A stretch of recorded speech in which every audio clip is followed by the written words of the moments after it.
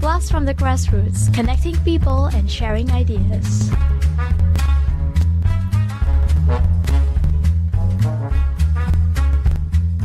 Hi, this is Arlene. This is Grace. And today we have an interesting guest.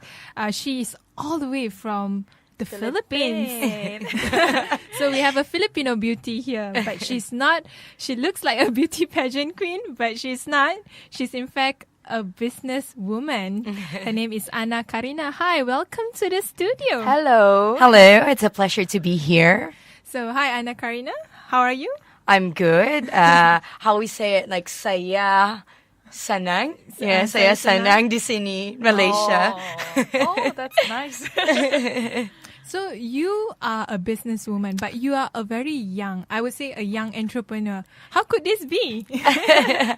Well, if you say, if you have big plans for the future, then you have to start early. So I believe in that, and I live my life like that. Mm-hmm. And when I was younger, they always tell me, like, you have limitations because your skills are just into the arts.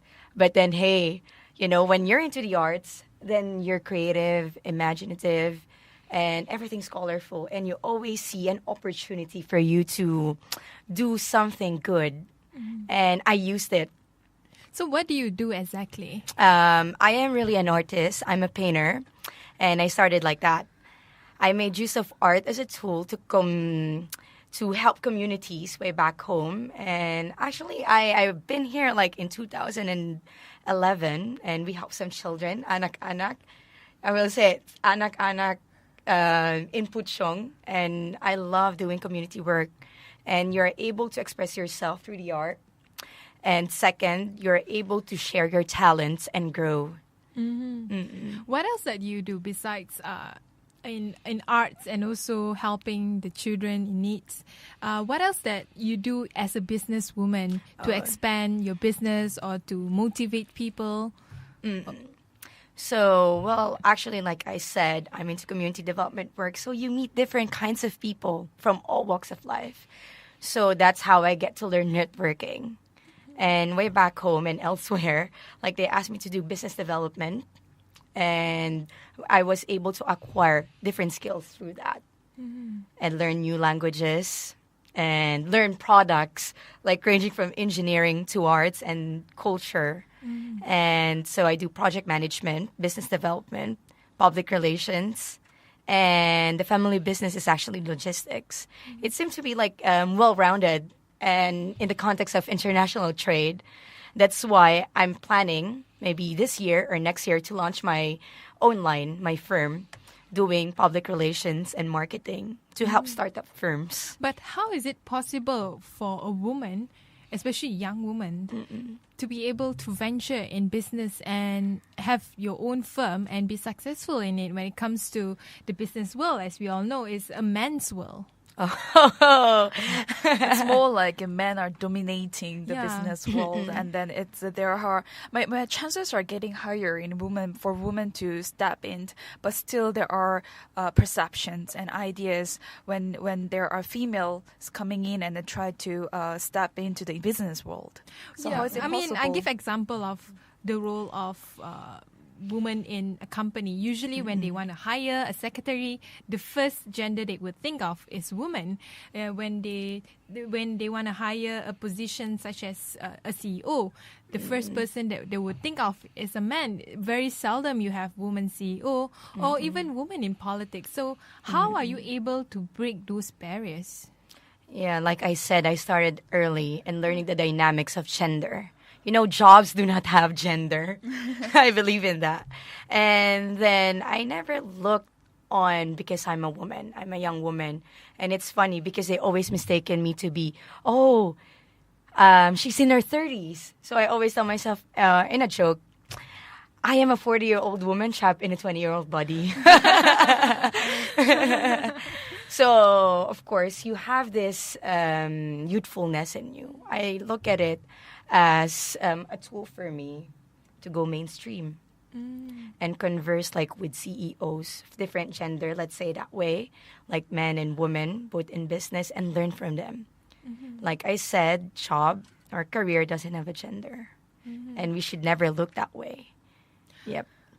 So how did you start stepping into this business world? I mean, you're at your young age. Yeah. I want to tell you a story. I was on my way to one conference in Indonesia, and my parents refused to give me allowance. So I have to think. They said, you're creative, you can do something about it. I did something different that time. and so I have my seed money. I started venturing in selling my artworks. I make cards, and then I have my clocks. So you have all those art products. Yes, so it's art. You sell what you know. That's But it. how are you able to sell it? Who were your target market? Students and companies, and I got so lucky. Like I said, if you're in community development, then you get to meet different kinds of people, and they knew it will go to a good cause, so they supported it. Like this is how we call it. Of course, sometimes you just advertise stuff or do public relations, but I always look at it in a responsible way. But when it comes to people with ideas, a lot of people have a lot of ideas. Yes. They have a good range of product, but what they lack is, number one is, of course, marketing, and number two is they are not sure who are their target buyers or consumer, and number three is they usually would have no idea where to find people to like their products and buy their products. And how do you do that? I see that as one of the problems, especially for startup firms. So that's why I want to build my firm to help those. And just like sharing my experience, my parents didn't invest on us like by giving us the the very nice car, very trendy phone. Instead, they gave us training. And so from that training, you become to be a better person. Like your exposure to the outside world. Of course, I'm an artist. I used to be timid, but then nothing will happen if you just stay in one corner. You have to be out there. And so what I do, and this is my tip for budding entrepreneurs in there, Especially women. like you sell what you know, use whatever you have in a good way, and always think in a strategic manner. And then eventually you'll know, oh, this is the path that I want. So you make it concise. But for young women, especially when they don't have that connection and they just starting up, they have this grand idea. So what do you advise them in terms of trying to be able to reach out to as many people as possible? What kind of skills they need to develop? Oh, the skills. You need people management skills. Yes. And of course, you don't have to go for a very posh school for personality development. But then you can start learning over the internet. We have social media. And start learning and scan through articles and see how can I be an effective person in business. That could be another tip. So how? And just From go you. out, like from my perspective, like go out. Like I say, you have to go outside the box and tend to mingle with people where you can learn more wisdom and more knowledge, and you synergize it and be prepared. And one day you'll meet success. And by meeting people, like you said, you get to share your knowledge, your experiences. Experiences, actually, you can learn a lot from other people's experience, which you don't need to go through them, but you learn from it, you hear from them. So that's the skills that you can learn from. And then in addition to what you said just now, communication skill is another thing. Yes. When it comes to networking, not just to say hi and goodbye, but you got to have your own contents to PR yourself to Yes. another person. That's But true. people usually get timid. Let's say you're meeting a CEO of a multi-million-dollar company. You will probably get more timid than meeting the guy who sells you probably ice cream on the roadside. So how to build that confidence? This is a tip like goes to everybody, especially to women. Read, and read. Yes, because reading is a tool. They always say a woman who reads has a weapon. So you carry your readings with you. You try to integrate ideas from the readings that you have. Read about culture. Be a reader. My mom used to tell me, you have to read and read. I didn't know. I don't like reading. Like, I even detest the fact that my parents sent me to these reading classes for English. And eventually I didn't know, okay, maybe that's the reason why my mother didn't give me so many Barbie dolls or so many Polly Pockets way back in the 90s. You have a very unique parents. Yeah, I owe everything to them. Then I didn't realize that it's all for my future. And now I get to see it. Because not everything you learn from school. You don't learn everything from school. You learn it from other culture, from people. It's just like people. It's more of the experience. So what is your favorite reading materials? I like the topic.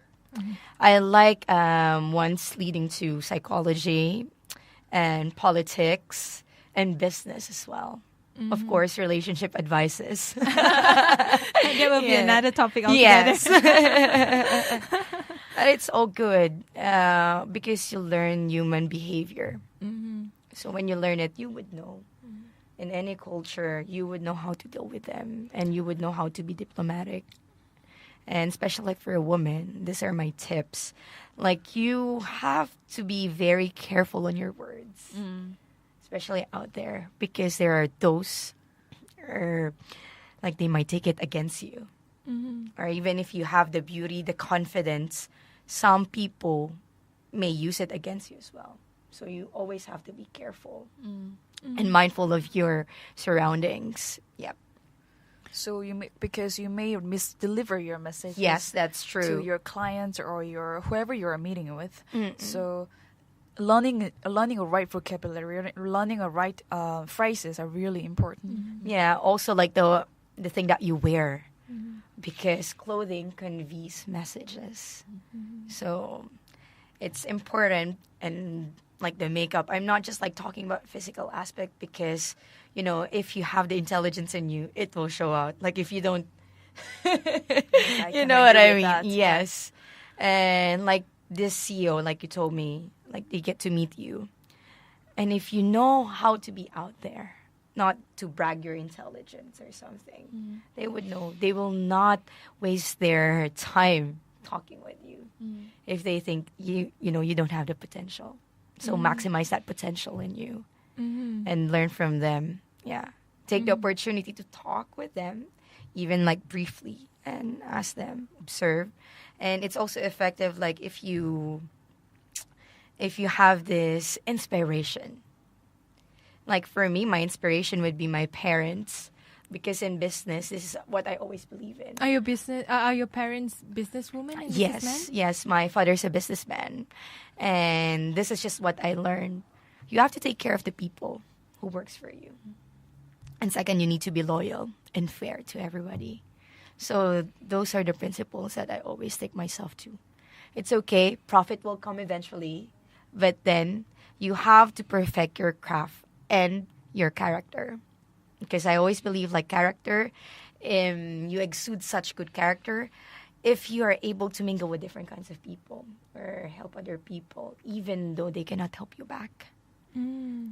So you look at the long-term investment, yes, rather than, when I'm going to get money out of this people or this company or this venture, rather than you build relationship for the long term. Sustainability, that's it. And like there is this difference between the thinking of those who want to be an employee and those who want to be a leader in their field. Like let's just say leader rather than a boss. So you would know how to lead your people and set as an example. Just like leader in business, you would be very effective if you would be able to be a good example, especially for young women out there. Yes. And one thing I want to highlight is about beauty. Okay. So women usually would be associated with beauty, and usually beauty can be an advantage, but it also can be an hindrance. People usually would assume that, if you are beautiful, you could either be bimbo or you could never be the intelligent person that they would assume you are. Mainly because people think that you invest so much time on your look rather than putting something into your So brain. how do you balance that? How do you balance beauty and intelligence when the society perceive people You can with only beauty? have one. Yeah, you can only have one. No, come on. In this globalized world, you can always learn from people, and you can turn it into intelligence. I'm not the traditional student. I wish to tell it to people. I was invited to go to speak and inspire young people way back home and elsewhere around Asia. And I always tell them, your grades is not a guarantee for a good future. I'm not telling you to quit school, but then be practical enough. So here's the thing, like balancing beauty, your clothing. You're beautiful, but then you don't have to brag about it. Yeah. Being modest is also important. So to all women out there, we possess beauty, whatever that is. And we need to be modest. I think I see it to be more attractive, like modesty, than the physical beauty of someone. Yes. And it's funny, like there's this research, some research shows that if you're beautiful, then you get the top jobs. Have you read about it? Yeah. I read a study done about it. It's funny, but for women, if you are too beautiful or you are attractive enough to get the attention of men, it can also be a hindrance for people to take you seriously, especially you are eyeing the top job as a CEO, for example. Yeah, like in my experience, I've got fair share of experience, and that's the reason why I'm inspired to build my own. If you cannot accommodate me physically and my values, I cannot change myself. I'm giving to be accommodated along with the values of your company. I'm giving example of some of the most successful women. Of course, they are beautiful, successful women, but a lot of women, once they enter the workforce, they want to be taken seriously. Usually, they would strip off their beauty or really temper it down. They would have a much more deeper voice. They would wear men's clothing, as in pants and suit, rather than like a skirt or a dress. And they would, in fact, make sure that they have this very male-dominated personality, like forceful, like not being feminine enough. Or like aggressive. Aggressive. Yes. So do you think that's necessary for women to be taken seriously? Or you can still exude that femininity within yourself? You can exude like femininity. Like they say, you would always know if there's a woman within the office. Like, you don't have to be tough. So we're nurturers, right? Like women and nurturers. And so we nurtures the environment, the people around us. And like I say, you don't have to change yourself. Your goal is this. You can change the people around you, but stick to your goal. Yeah. So eventually, what is your aim that is important? What are other challenges that you face when you started out, trying to venture out, getting to know people, being judged? Yeah. What are the challenges that really make you learn about reality? This is funny because they told, you're better off like to marry someone who's affluent and all. But no, I need to utilize my skills. I don't want to fail my parents. So they automatically see you as the potential trophy wives of a rich man. Yes, they always say that. I don't know if I will take it as a compliment or an insult. Because I have my potentials with me and I need to grow as my own person. But if I am able to accommodate his goals, then why not? So I can help him. And here's another thing. While growing up, I'm not the type of, I'm the ugly duckling type. Are you sure? Yes, no, I don't am. think so. I am the ugly duckling. Like, nobody believes it, but until you see my pictures. I have to see your pictures. Yes. My brother and sister always, this is what I will use against you on social media. Before and after. Yeah, before and after. But I use it in my lectures, like for personality development, for college young professionals. Like, here's the thing. You can never change where you came from, but you can always change the direction that you want to go to. And I just learned it, like the reality of life. Not everything will be served to you in a silver platter, as they say it. Not with a silver spoon or gold one. So you have to be out there. So the adventurous one, the risky ones. You have to be hungry. Yes. Hungry that's it. enough. Yeah, hungry enough. But then you need to nurture whatever that is around you and use it as advantage. Yeah. And you personally, you were timid back then. I was very timid. I was very, very timid. And it's funny that I was even disinvited to one parties because I'm not attractive enough, but I didn't stay in one corner. And so I just use my skills. I have skills in the arts, nurture it, and I become, the person that I am today and use it for several things. And let me share something. My first job, the corporate world, is in construction. You're kidding. I'm not a construction worker. Yeah, but then I'm out there dealing with men. So it made Breaking barriers. Yeah, breaking barriers. Like whenever I step into the meeting, it's funny because, a woman out there. At first, I didn't know I was wearing dresses, and then, you have to not really change, but then suit what you wear to where you're going, so people wouldn't talk about it. So you dress as a construction worker? With the boots, yeah, and all. Yeah, I have to be out there and then mingle with people, know it. Because if you always keep yourself on top, you won't be able to learn what is from below. That's true. Yeah. Just based on what your dad has taught you Yes. to go down. Yeah. And also, what is your future direction? I know you said you want to set up a company. But other than that, what else that you are foreseeing probably in the next 2-3 years?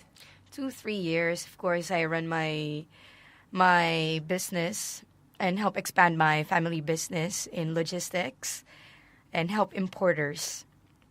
Also, my non-governmental organization will be having more volunteers in the Philippines because here's what we give. What's the name of the NGO? It's Artistikong Kabataan Philippines Incorporated. So it means Young Artists of the Philippines. And what we do is this. Learning from experience, I was timid. Many artists are timid. They can express themselves in a canvas. We express ourselves in a canvas.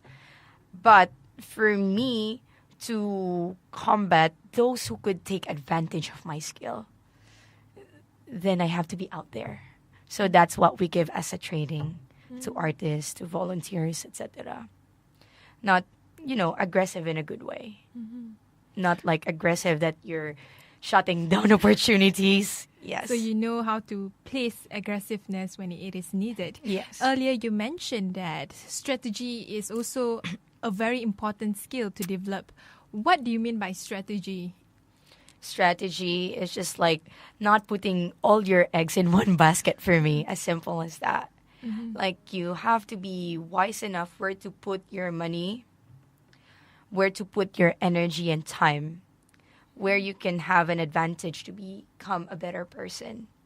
Yeah, that's so not to strategy. invest too much in one area just because you think that it's important. It must be for the bigger picture. Yeah, but then focus is needed.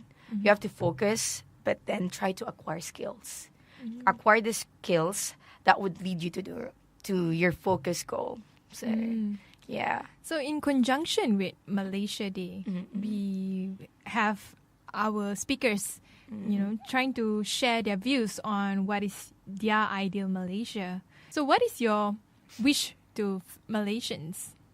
Malaysia, I always see Malaysia to be one of the rising power within Southeast Asia because I admire how people think in here. Very innovative, and I can see it through trade, trade-wise. And I also believe that Malaysian young people are ambitious. Many are just like studying outside, and they want to venture into this and that, seeing that there are no borders anymore. And as we go forward for ASEAN integration, yeah, that would help like reciprocity and all for the skills. So my wish for Malaysia would be for it to be more prosperous, to take care of each and every needs of its people. So the people will become more successful in life eventually, especially young people and women. Yes. And you are always in Malaysia. Yes, I am. How will I say it? I'm saya Melayu dan Filipina. Oh, you Yeah. practice your Malay I very well. will. Anyway, thank you very much. Yeah.